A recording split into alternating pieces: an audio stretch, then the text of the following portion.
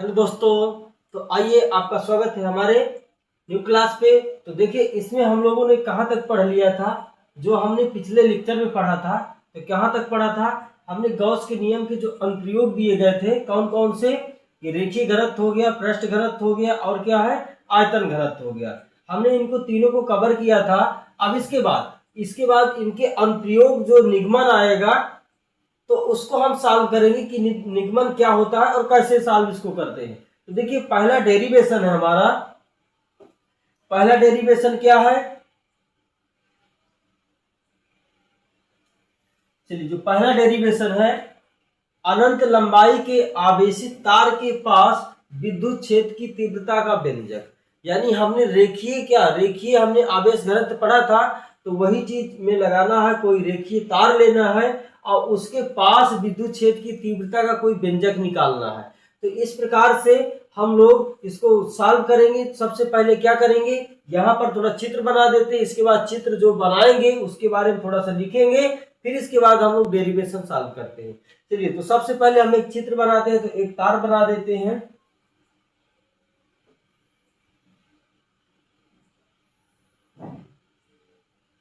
तो ये क्या है, कोई आवेशित तार है। क्या है, ये कोई आवेशित तार है, इस पे प्लस आवेश है, प्रत्येक जगह प्लस आवेश है, पूरी आवेशित तार है। ठीक है। अब इसके बाद इसमें हम एक गॉसियन पृष्ठ खींच देते हैं। गॉसियन पृष्ठ खींच देते हैं।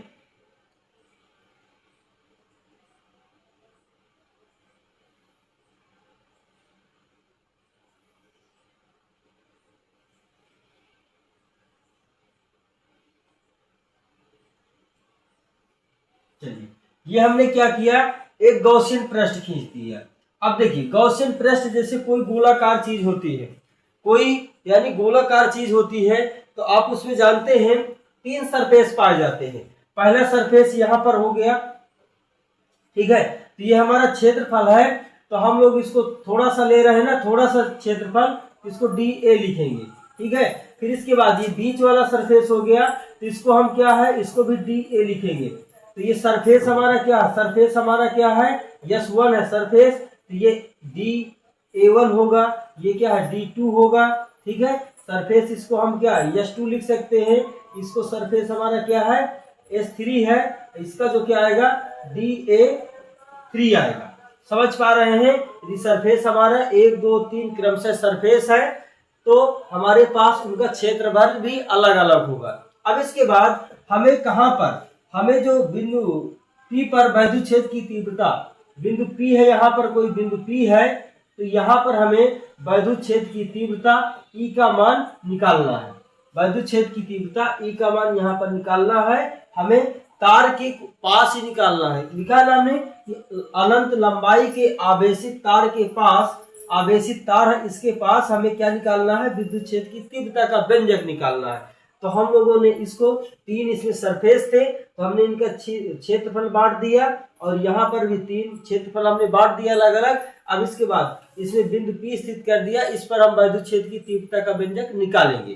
तो इसकी देखिए तार की लंबाई क्या है, तो तार की जो लंबाई है तो क्या है, L है। ठीक है। तार की लंबाई हम लोग क्या मान लेते हैं कि L है। अब इसके बाद हमें यहां से R दूरी पर जो हमारा बिंदु P स्थित है, जो हमारा बिंदु P है ये वाला, तो ये कितने दूरी पर है, ये R दूरी पर है। R मीटर की दूरी पर बिंदु P स्थित है। ठीक है। जिस पर हमें वैद्युत क्षेत्र की तीव्रता का व्यंजक ज्ञात करना है। तो आइए हम इसको कैसे थोड़ा सा लिखते हैं, जो भी चीज हमने बनाया है उसके बारे में हम थोड़ा सा लिख देते हैं। चलिए हम लोग लिखते हैं, प्रदर्शित चित्र में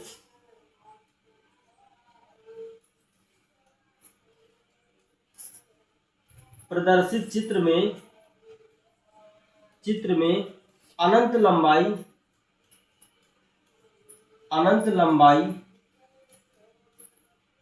प्रदर्शित चित्र में अनंत लंबाई का एक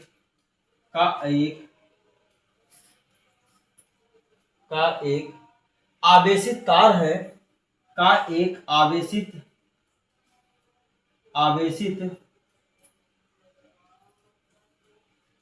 तार है, ठीक है, आवेशित तार है, जिससे r दूरी पर, जिससे r मीटर की दूरी पर, जिससे r दूरी पर, r दूरी पर, r दूरी पर बिंदु P, बिंदु P है, बिंदु P है जिस पर वैद्युत क्षेत्र की तीव्रता ज्ञात करनी है। P है जिस पर विद्युत क्षेत्र की, विद्युत क्षेत्र की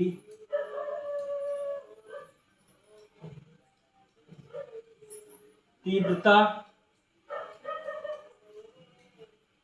ज्ञात करनी है, ठीक है। बिंदु P पर हमने जो यही लिखा है कि अनंत लंबाई का एक आवेशित तार है, ठीक है, जिसके r दूरी पर बिंदु P है, जिस पर हमें वैद्युत क्षेत्र की तीव्रता ज्ञात करनी है। अब इसके बाद हम लोग क्या करते हैं कि हम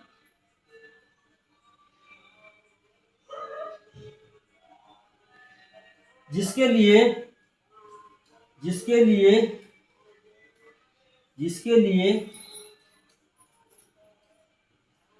तार के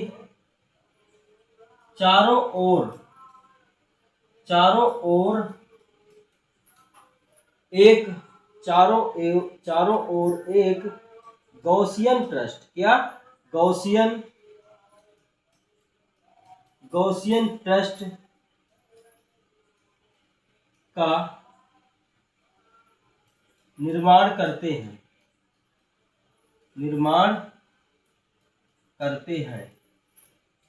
ठीक है। हम लोग क्या करते हैं, गॉसियन पृष्ठ का निर्माण करते हैं या खींचते हैं। तब गॉसियन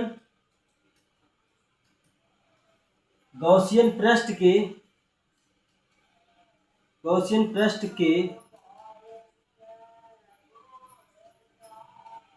प्रत्येक बिंदु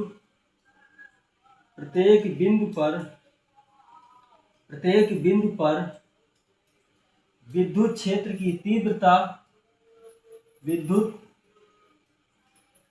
की तीव्रता बराबर होगी। देखो हमने जो लिखा, अनंत लंबाई का एक आवेशित तार है जिससे r दूरी पर बिंदु P स्थित है, जिस पर हमें वैद्युत क्षेत्र की तीव्रता ज्ञात करनी है। इसलिए हम ज्ञात करने के लिए आवेशित तार के चारों ओर एक गॉसियन पृष्ठ खींचते हैं या निर्माण करते हैं, जिसका प्रत्येक बिंदु, जैसे यहाँ पर गॉसियन पृष्ठ है और उस पर कहीं पर भी हम लोग वैद्युत क्षेत्र की तीव्रता निकालेंगे तो हर जगह वैद्युत क्षेत्र की तीव्रता सेम होगी, ठीक है।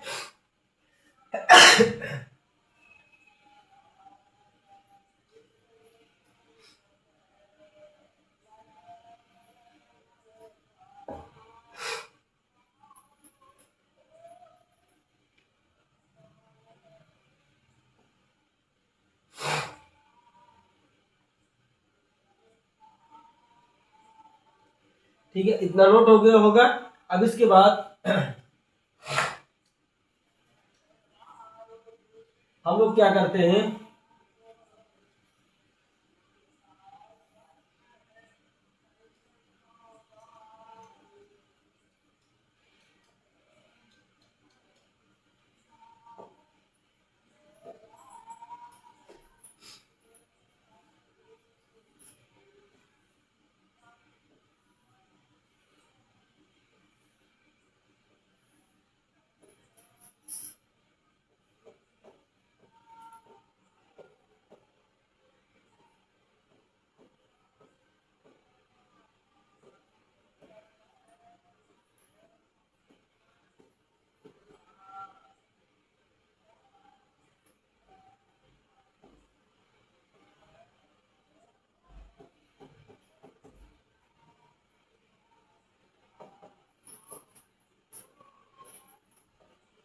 चलिए इतना था। अब इसके बाद हम लोग क्या करना है, लिखेंगे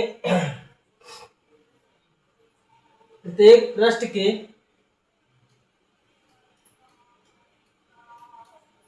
प्रत्येक पृष्ठ के क्षेत्रफल DA अवयवों से गुजरने वाला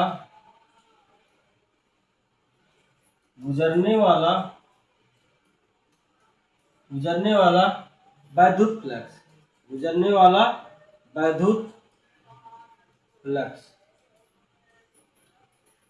वाला वैद्युत फ्लक्स क्या होता था, जो कोई पृष्ठ से गुजरता था वैद्युत फ्लक्स, तो जिसके पहले हमने गॉसियन पृष्ठ, जो हमने गॉस का नियम पढ़ा था, उसमें हम लोगों ने बताया था क्या होता है, ये होता था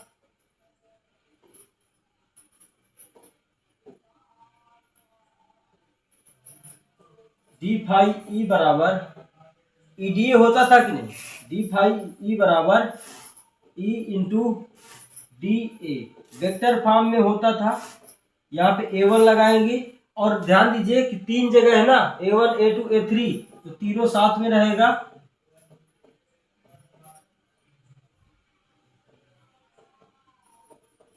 प्लस ई DA3, समझ पाए, तीनों साथ में रहेगा। इसके बाद ये वेक्टर हटता है तो cos थीटा आता था, तो यह आ जाएगा हमारे पास डी फाई ई बराबर E into D A cos theta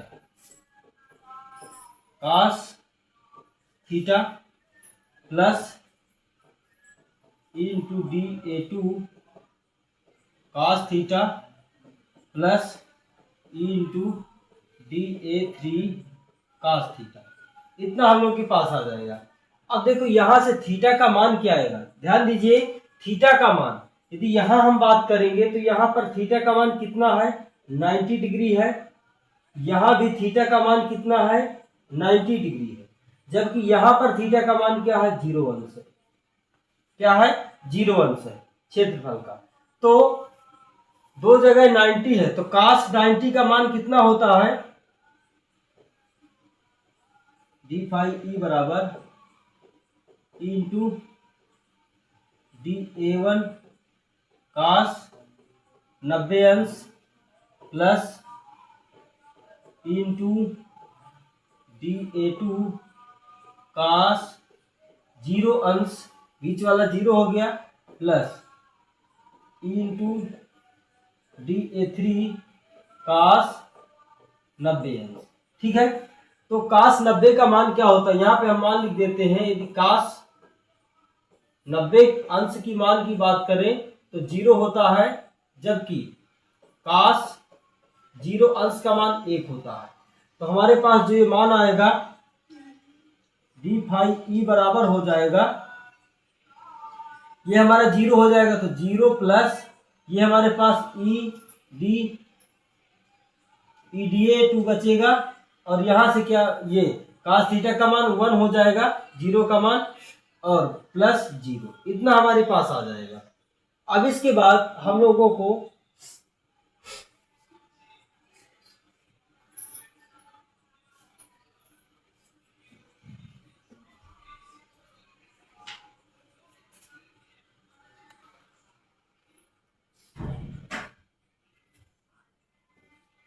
चलिए, तो इतना हमने सॉल्व कर लिया।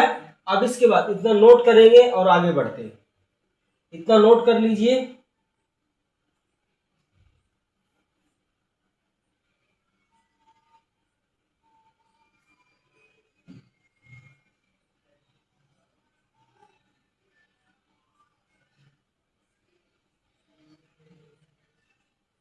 चलिए, ये नोट हो गया। अब इसके बाद हमें क्या निकालना है, हमें करना है क्या, संपूर्ण गॉसियन पृष्ठ से गुजरने वाला कुल वैद्युत फ्लक्स। क्या करना है, संपूर्ण गॉसियन पृष्ठ से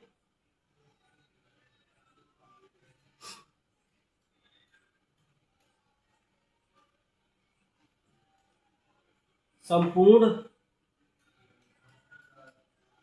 गॉसियन पृष्ठ से निकलने वाला या गुजरने वाला कुल वैद्युत फ्लक्स। जब संपूर्ण की बात आ जाती है फिजिक्स में, तो संपूर्ण के लिए क्या करते हैं, समाकलन। तो हम लोग समाकलन करेंगे, तो हमारे पास क्या आएगा, डी फाई ई बराबर, इधर क्या था, इधर हमारे पास था इंटू डी ए, 2 था, 2 आप लिखेंगे तो ठीक है, नहीं लिखेंगे तो भी ठीक है, लिख देंगे कोई दिक्कत नहीं, इतना था। अब इसके बाद इसका डी हट जाएगा तो केवल क्या बचेगा, फाई ई हटे बचेगा। इसके बाद इसमें ई और ये क्या बचेगा, A2 बचेगा। इतना हो गया। अब इसके बाद हम लोग देखो यहां से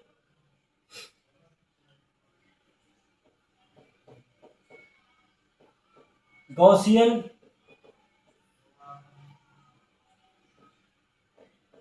पृष्ठ का क्षेत्रफल, गॉसियन पृष्ठ है जो हमारे पास, तो ये क्या है, एक प्रकार से बेलनाकार है। कौन सा है, बेलनाकार। बेलनाकार तो दिख रहा है ना, तो बेलनाकार का क्षेत्रफल क्या होता है, ये होता है A बराबर होता है 2 पाई R इंटू एल। इतना होता है 2 पाई R इंटू एल। यहां से आ जाएगा हमारे पास फाई ई बराबर ई इंटू क्या आ जाएगा, 2 पाई R एल, ऐसे आगे पीछे लिख सकते हैं। तो इतना आ जाएगा, इसको इक्वेशन नंबर फर्स्ट मान के चलते हैं, ठीक है। इक्वेशन नंबर क्या फर्स्ट है। इसके बाद हम लोग जो आगे सॉल्व करेंगे, आगे क्या आएगा हमारे पास, गॉस के नियम से। क्या आएगा, गॉस के नियम से। गॉस के नियम से देखिए, गॉस का नियम क्या होता है, गॉस का नियम भी फाई ई बराबर होता है और ये भी फाई ई बराबर है। गॉस का नियम हमारा क्या होता है, फाई ई बराबर क्यू अपान एप्सिलॉन नॉट, यही तो होता है गॉस का नियम। तो गॉस के नियम से, और इसको क्या करेंगे, आपस में बराबर कर देंगे कि दोनों ये आपस में क्या है, बराबर है। तो फाई ई के स्थान पे ये मान रख सकते हैं। तो ये आ जाएगा हमारा कितना आ जाएगा, ई गुणे 2 पाई R एल बराबर क्यू अपान एप्सिलॉन नॉट, ठीक है। इतना आ गया। इसके बाद हमें देखो व्यंजक किसका निकालना है, विद्युत क्षेत्र की तीव्रता का। तो ई का मान निकाल लेते हैं यहां से। तो ये आ जाएगा, ई बराबर आएगा हमारे पास, ये सब बटे में चला जाएगा, तो ये हो जाएगा क्यू अपान 2 पाई R एल, 2 पाई R एल, और क्या हो जाएगा epsilon not, 2 pi R L, और क्या हो जाएगा, एप्सिलॉन नॉट हो जाएगा। तो अब हम लोग क्या करेंगे, हम लोगों को इतना, आप इसको रखिए और इधर समझ लीजिए थोड़ा सा। देखो क्या हमारे पास कोई ऐसा फार्मूला होता था कि हम लोगों ने रेखीय घनत्व पढ़ा था कि नहीं, Q बटा L।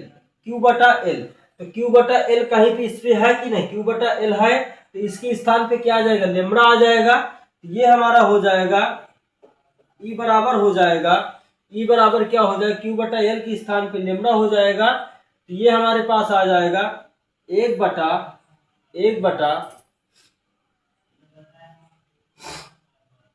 2 पाई R एप्सिलॉन, और ऊपर क्या गुणे में रहेगा, लेमड़ा रहेगा। इतना हो जाएगा। इसके बाद देखो, इसको 4 पाई बनाने के लिए क्या हम ऊपर नीचे गुणा, देखो इतना रखेंगे तो भी सही है। हमारे पास जो फार्मूला आ गया, ये आ गया 1 बटा 2 पाई एप्सिलॉन और लेमड़ा बटा R। ये वाला भी फार्मूला सही रहेगा, समझ पा रहे हैं, ये वाला भी फार्मूला सही रहेगा।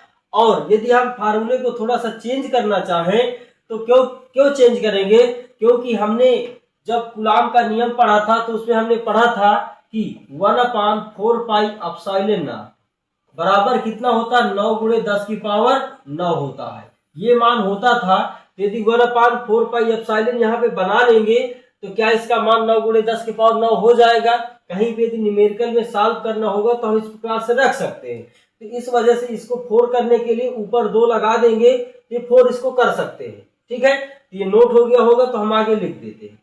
चलिए, नोट हो गया है।